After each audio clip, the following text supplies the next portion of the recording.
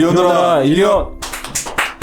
예, 그 111회입니다. 그 최근에 어떤 분이 안진아 연구원이 어디 갔나들 하셨을 텐데 사실 제가 안진아 연구원한테 한참 얘기를 했었죠, 둘이서. 그래서 저는 안진아 연구원이 그때 이제 제약 바이오 한번 자료를 썼었는데 상당히 산업 자료를 잘 써서 섹터 쪽을 갔으면 좋겠다 했더니 또 안 간다 그래가지고 뭐 얘기를 한참 해가지고 설득해서 제가 우리가 최근에 보면 내수팀을 좀 새로 꾸렸어요. 오리나 연구원, 안진아 연구원, 그리고 하여튼 한 3-4명에서 뭔가 여러 가지 해보려고 하고 있는데 그 주축 멤버로 안진아 연구원 갖고 첫 번째 자료인데 제가 정말 많이 신경 쓰는데 이 자료에 표지 꼭 보십시오. 그래서 왜냐하면 여기에 뭐 셀린느라고 있는데 셀린느가 뭐지 이런 분들이 있으면 굉장히 올드한 겁니다.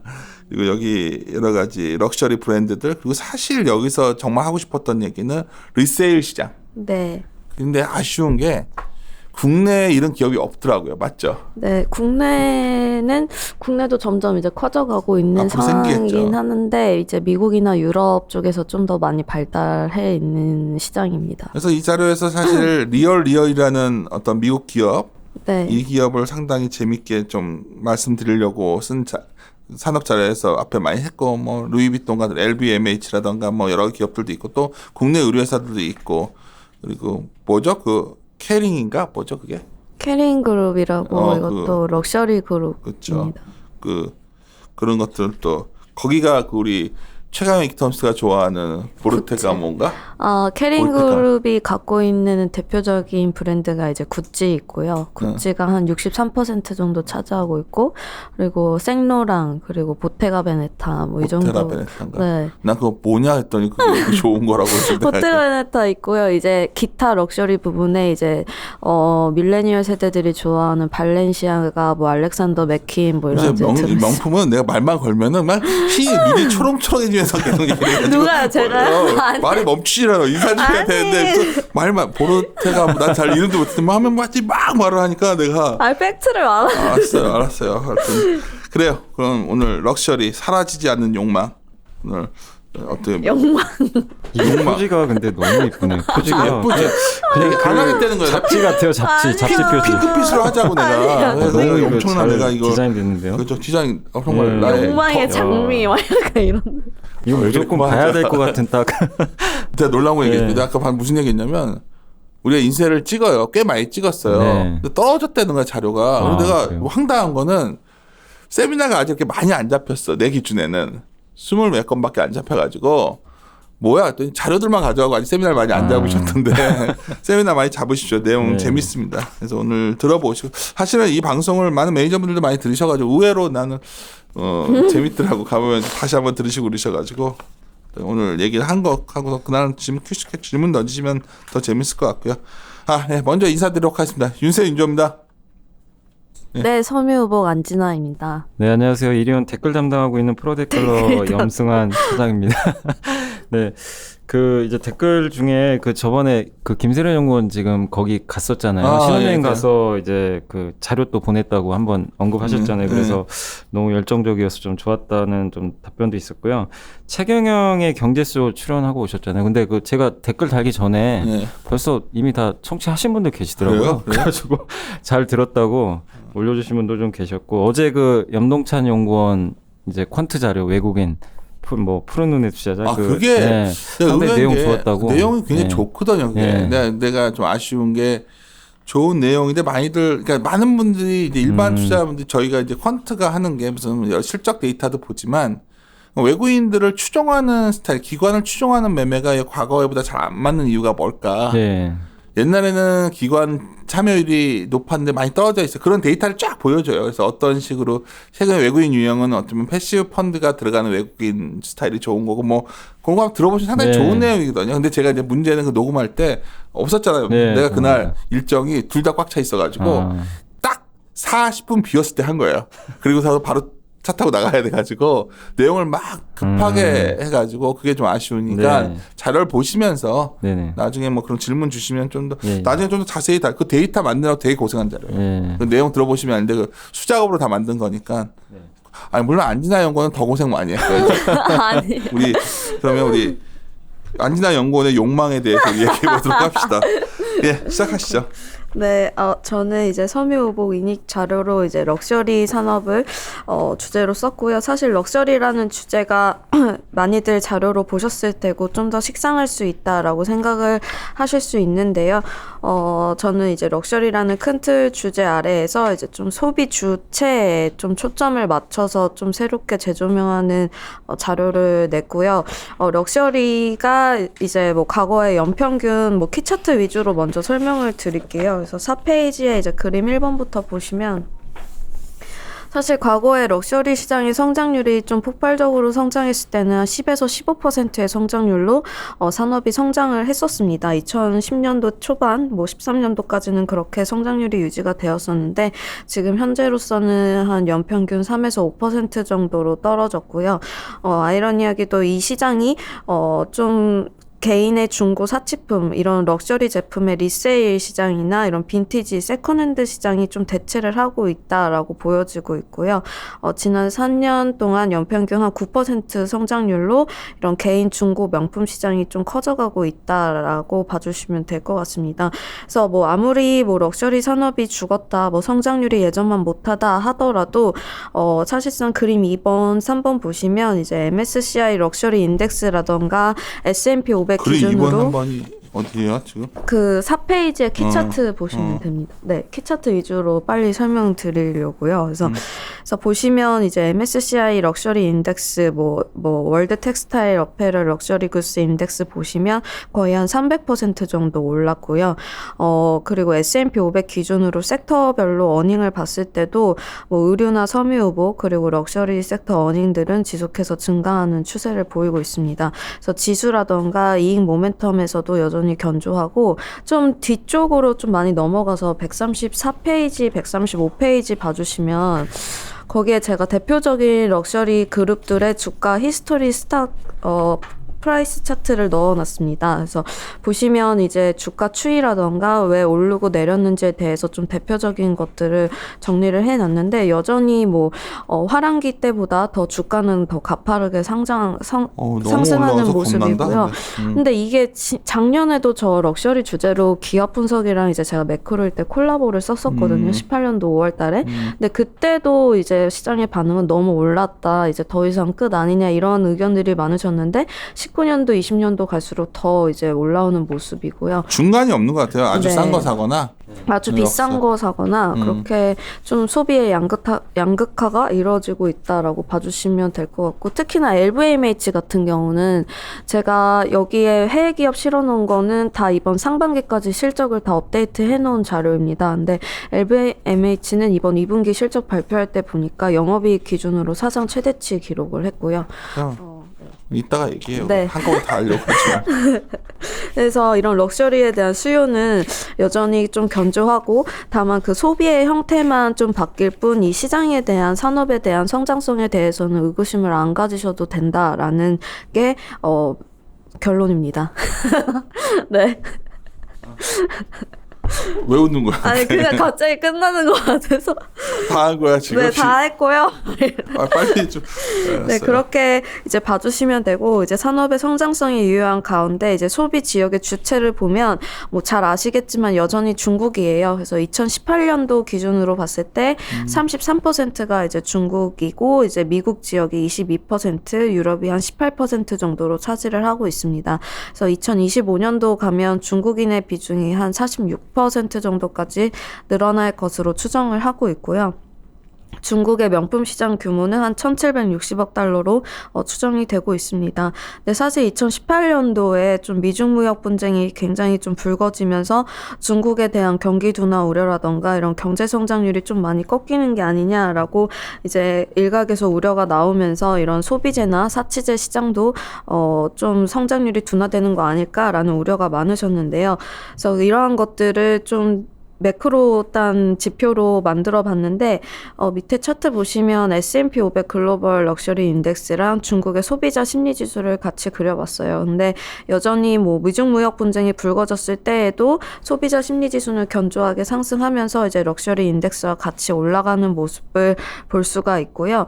사실상 좀 위안화가 약세로 가면서 좀 이런 해외에서 중국인들의 명품의 구매를 하는 데 있어서는 위안화 약세가 아무래도 좀 감소 요인은 맞기 때문에 또 이러한 것들에 대한 우려가 많으셨는데 최근에 위안화가 다시 반등하기도 했고 좀 페이지 넘기셔서 14페이지 봐주시면 너무 왔다 갔다 해서 막 정신이 없네. 너무 빠른가요? 아니. 네. 앞에 하고서도 어차피 챕터 엄청 네. 쭉 갈 거니까. 14페이지 봐주시면 이제 중국인의 명품 소비가 사실상은 해외에서 거의 다 대부분 이루어지긴 합니다. 그래서 거의 70% 이상이 다 해외에서 이루어지고 있고요. 가장 큰 원인은 이제 가격 차이입니다. 그래서 내국보다는 아무래도 해외에 나가서 사는 게 가격이 싸기 때문에 좀 해외에서 소비가 많이 이루어졌는데 중국 정부 측에서도 이제 2015년부터 뭐 증치세 인하라던가 뭐 이런 세금 인하 이런 정책들을 좀 펼쳐서 자국 내에서 이제 명품을 소비할 수 있도록 유도하고 있는 정책을 펼치고 있고요. 그렇게 봤을 때는 이제 연간 성장률로 봤을 때 이제 해외보다는 중국 내 소비가 늘어나고 있는 상황입니다. 우리나라도 예전에는 어디 해외 여행 한번 갈 때 그 면세점 네. 가가지고 막 샀다면 네. 요즘은 어차피 세금 많이 낼 거 그냥 국내 명품 매장에서 갑자기 옛날에 신세계 명동에 신세계 명품 매장 있잖아요. 신세계 본점이요? 네, 본점에. 백화점? 네. 안 가본 것처럼 얘기하네. 내가 봤을 때 항상 전에 한번 거의 그걸 사러 간 게 아니라 그 위에 일본식 오므라이스 되게 맛있게 파는 집이 있어요. 네네. 신세계 본관에 진짜 맛있어. 거기. 근데 호무랑인가? 호무랑. 맨날 자주 가는 역시 안 가본 것처럼. 아니에요. 호무랑을 갔다가 그냥 먹고서 내려오면서 이제 그걸 있는데 싫어요. 화장실을 갔는데 네. 앞에서 이제 화장실을 갔다가 나와 있는데 그 중국 아줌마인데 화장실 앞에서 그 명품관 네. 입은 거는 그 정말 추리닝 바지 같은 거에 옷도 되게 촌스러운데 이게 봉투를 가방, 네. 한 5-6개씩 들고 정말 이러고 양손에 들고서 막 이렇게 우적우적 입는 거예요. 그래서 저거 그렇게 사가더라고 그 사람들. 네, 맞아요. 그러니까 뭐 우리나라에서 뭐 마스크팩 보따리 장사가 네. 중요한 게 아니라 근데 저런 사람들이 정말 어마어마하게 소비를 하는 거야 중국 부자들은. 네, 저는 맞아요. 네. 이 얘기를 왜 했지? 그 해외 중국인들의 해외 근데 위안화도 약간 좀 매크로 쪽에서도 올 4분기에 약간 강해지는 거로 본다면 이쪽도 또 자극을 받겠네. 네, 그래서 합시다. 위안화가 약세로 가도 여전히 럭셔리 수요는 견조를 했기 때문에 위안화가 약세로 가면 중국 내 로컬에서 구매가 늘어나고요. 그냥 양쪽으로 다 네. 되네. 네, 그래서 중국 쪽에 이런 수요는 좀 견조하다라고 봐주시면 될 것 같습니다. 그리고 6페이지로 넘어가서 이제 저는 사실 중국 얘기, 럭셔리 얘기는 너무 좀 식상하고 많이 했으니까 좀 소비의 주도 계층에 대해서 좀 주목을 했고요. 그래서 그렇게 봤을 때는 밀레니얼 세대입니다. 그래서 밀레니얼 세대는 나이가 25세에서 37세 사이를 밀레니얼 세대라고 정확히 일컬고 몰랐는데 이게 있고요. 25에서 37세인 거예요 이게? 네, 그게 바로 접니다. 80 몇 년생부터라고 제 얘기입니다, 그러더라고요. 여러분. 물어보지 않은 건 당연하지만 제 얘기입니다, 여러분. 그래서 밀레니얼 세대가 이제 크게 보면 20에서 30대라고 봐주시면 될 것 같고요. 어떻게 이런 젊은 애들이 이런 고가의 명품 시장의 주요 소비 계층으로 떠오르게 됐을까라고 생각을 하실 수가 있을 것 같아요. 그래서 거의 명품 시장의 계층에서 한 33%를 얘네들이 차지를 하고 있거든요. 그래서 가장 많이 차지하는 건가요? 이쪽 지역으로 세대가? 네 지역으로 보면 거의 중국인 느낌이다라고 봐주시면 될 것 같고 그리고 2025년 되면 얘네들이 50%까지 올라갈 거라고 이제 뭐 각종 컨설팅이나 뭐 기관에서는 그렇게 추정을 하고 있습니다. 그래서 밀레니얼 세대들이 왜 이렇게 명품 시장의 주요 소비 계층으로 떠오르면서 이제 과거의 전통적인 럭셔리 기업들도 이들의 소비 계층을 잡기 위해서 좀 많이 변화를 일으키고 있는 추세이고요. 그래서 그 기업에 대해서는 뒤에서 말씀을 드리겠습니다. 그래서 왜 얘네들이 명품을 그렇게 소비하는 주도 세력으로 떠오르게 됐을까라는 이유를 저는 두 가지 관점 관점에서 분석을 해보았습니다. 그래서 첫 번째는 좀 사회 구조적인 요인, 그리고 두 번째들은 이들의 밀레니얼 계층의 성향에 따라서 이런 명품의 소비에 주도 계층으로 자리 잡았다라고 보고 있는데요. 이제 첫 번째로 이제 사회 구조적인 요인으로는 한국뿐만이 아니라 이게 글로벌리 미국이나 유럽 같은 데에서도 중국도 마찬가지고 좀 전 세계적으로 공통적으로 나타나고 있는 추세다라고 봐주시면 될 것 같아요. 그래서 제가 PIR 지수랑 글로벌 럭셔리 인덱스, 글로벌 럭셔리 시장 성장률이랑 이제 같이 그려봤는데 좀 동일하게 움직이는 모습을 볼 수가 있습니다. 그래서 과거에는 저희 뭐 부모님 세대 에서는 저희 윗세대는 사실상 열심히 일하고 근로소득 열심히 돈 벌고 저축하면 집이나 차 같은 거를 내가 돈을 모아서 살 수 있을 것이란 기대감도 있었고, 실질적으로 그런 사회 구조적으로도 가능한 시스템이었다면, 지금 현재는 저희 세대는 삼포 세대라는 말이 되게 식상할 정도로 연애 출산 결혼을 포기를 넘어서서 이제 엠포 세대라는 말이 등장을 했어요. 그래서 모든 이외에 여러 가지 것들을 포기하는 것들을 일컫는 말인데,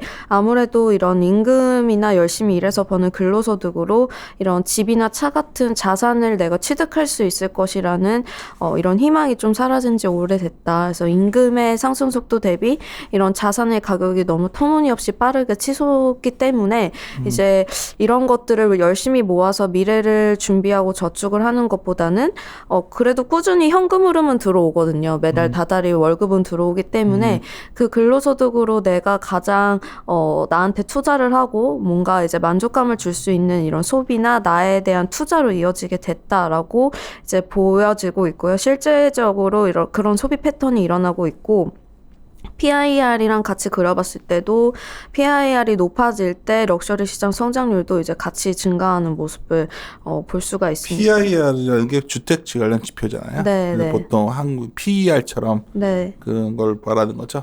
네. 그렇죠. 네, 그래서 집값, 흔히 말하는 자산 가격을 이제 근로소득으로 나눈 가격이라 비율이라고 생각을 하시면 되고요. 그래서 PIR이 높아진다는 거는 근로소득 대비 자산 가격이 더 빠르게 상승한다라고 봐주시면 될 것 같습니다. 그래서 이러한 것들이 좀 밀레니얼 세대로부터 그러면서 좀 신조어도 나왔잖아요. 욜로. 라는 게 이제 경제사전에 등록이 되어 있더라고요. 쳐보니까. 그래서 이런 미래보다는 현재 소비에 좀 초점을 맞추는 이런 성향들이 럭셔리 소비의 주요 계층으로 자리 잡게끔 만들었다라고 보고 있고요. 그러면서 이제 이런 내 것이라는 개념이 없어졌어요. 사실상 패션뿐만이 아니라 우버라던가 에어비앤비라던가 이런 공유 렌탈 경제 이런 산업이 또 발달한 것도 사실상 이런 사회적인 이 산업이 굉장히 커질 것 같은 게 정말 옷도 이제 명품도 이제 빌려서들 많이 입고 또 백화점에서도 헌옷을 갖다 팔잖아요, 미국에서. 네. 시장도 커지고. 이 시장은 이따 뒤에 좀 자세히 얘기 좀 하도록 하고. 네. 그래서 이러한 것들로 봐주시면 될 것 같고요. 그렇기 때문에 이런 주도 세력이 아무래도 좀 나이가 어리고 이런 명품을 좀 합리적인 가격에 사용을 원하고 있거든요. 소유가 아니라.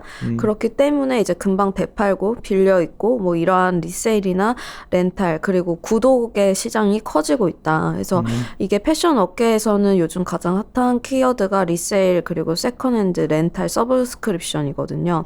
그래서 엄청 빠르게 가는데 못 알아들었어. 리세일. 너무 실수할 수 있지. 세컨핸드가 뭐야? 세컨핸드가 이제 명품, 그러니까 빈티지, 중고 명품을 세컨핸드라고 불러요. 외국에서는. 네, 3번 손을 탔다. 약간. 서브스크립션은 그러면 구독. 구독. 네. 책도 구독. 다 아시잖아요. 몰라. 그래요. 네, 구독과 이제 렌탈 빌리는 시장이 이게 커지고 있어. 확실히 모든 소비재가. 맞아요. 그래서 소비 트렌드가 이쪽이 커지고 있다라고 봐주시면 될 것 같습니다. 샤넬 얘기는 이따 자세히 하는 걸로 하고. 네. 이게 굉장히 난 재미있는 부분이니까. 네. 그다음에 그래서 이제 사람들이 이 자료를 준비를 하면서 저한테 이제 물어보시는 분들이 그럼 이런 리세일이나 렌탈 이런 것들이 커지면 정작 새로운 신상에 대한 수요는 좀 사라지는 게 아니냐라고 반문을 제기를 하셨는데요. 근데 그렇지만도 않습니다. 그래서 왜냐면 이제 밀레니얼 세대의 소비 패턴을 보면은 되게 좀 빠르게 신상을 접하고 새로운 것에 되게 민감하기 때문에 좀 금방 질려하는 성향이 있어요. 그래서 신상을 구매하고 이제 얼마 지나지 않아서 중고 시장에 다시 되팔면 그 가격이 떨어지지 않거든요. 그래서 거의 한 80%까지는 원가격의 보존을 받을 수 있기 때문에 거기에 좀 더 보태서 또 다른 신상을 구매를 하고 다시 또 되팔고 이러면서 이제 뭐 중고 시장의 성장률이랑 이제 럭셔리 시장 성장률을 같이 그려보면은 좀 시차를 두고 거의 동일한 방향으로 움직이는 모습을 볼 수가 있습니다. 그래서 같이 성장한다라고 봐주시면 될 것 같습니다. 이렇게 이해하면 될까요? 지금 파트 1 얘기를 어떻게 보면 한 거잖아요. 앞에 다 전반적인 자료 다 했지만. 다 했어요. 파트 1, 2, 3. 길게 하면 지겨우니까 집중력 떨어지니까. 지금 정말로 내가 최대한 방송 녹음 중에 온전하게 하는데 안진아 연구원 우리 진짜로 이거 좀 내용을 자세히 할 생각이니까 네. 그렇게 하기 싫으니? 아니 그게 아니라 그냥 내가 말한 건 아니 파트 1에 보면 네. 내가 진정하고 해야지. 하여튼 다들 명품 시장을 얘기하면서 중국 얘기를 많이 했었거든요. 주문이요?